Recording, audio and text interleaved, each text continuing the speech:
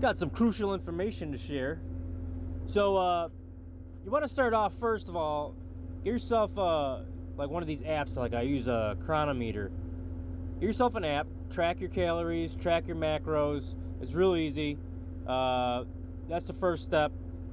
And then get yourself like a Keto BM and test your blood, and just kind of do that every other day, and make sure that you're in ketosis, and and you can kind of monitor that level, and kind of guess like, oh, I ate this and it made my ketones higher, or I ate that and it made it lower. That day I had like 20 carbs or something, and now my ketones are lower, and that's a good way to gauge it.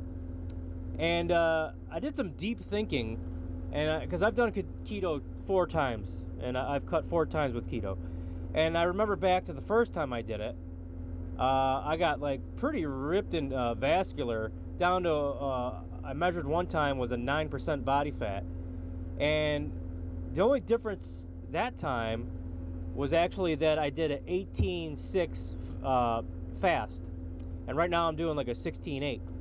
So there is a difference with the amount of time that you're fasting. And not only that, if you do a longer fast and then you work out during your fast, let's say you fast all the way to like noon, right? And you stop eating at 6. And then at noon, or maybe 1 or 2, you do some exercise. Well, now you're in a fasted state. So the first thing that your body's going to take away is fat.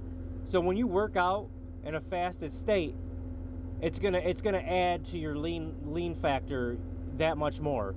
And not only that, when you're in a prolonged fasted state, your body's actually producing more HGH, which is human growth hormone. So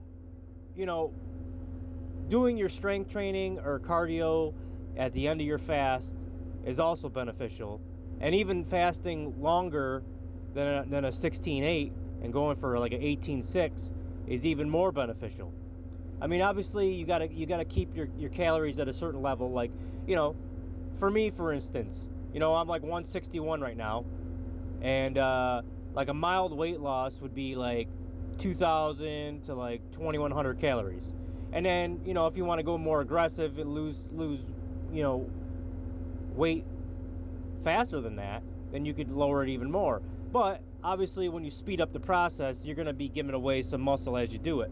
So the method that I'm going for right now I'm doing a 16-8, and I'm just trying to lose maybe a half a pound a week at this point, because I've actually been doing like a 2,000 calorie diet, and I do strength training and cardio every day, and I've actually been losing a lot of weight. Like this month I lost like 7.8 pounds. So it's happening a little bit faster than I wanted to. So what I'm going to do is, my game plan is that on days where I'm actually strength training and doing cardio, I'm going to keep my calories at like 2,100.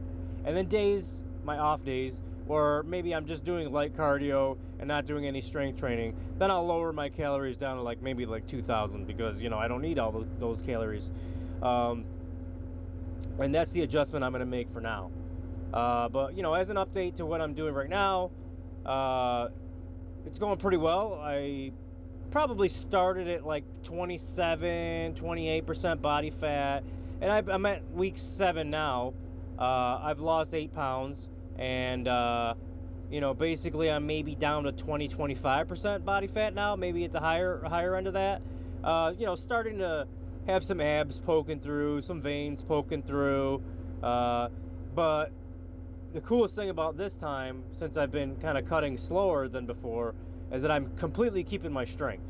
Like I'm at actually a little bit stronger now than when I was when I last ended my standard diet and off keto. So, and what's actually contributed to that is that once I got into ketosis, and a couple weeks in, I had a torn rotator cuff the pain on that was unbearable. I had to limit my workouts, and I couldn't go heavy.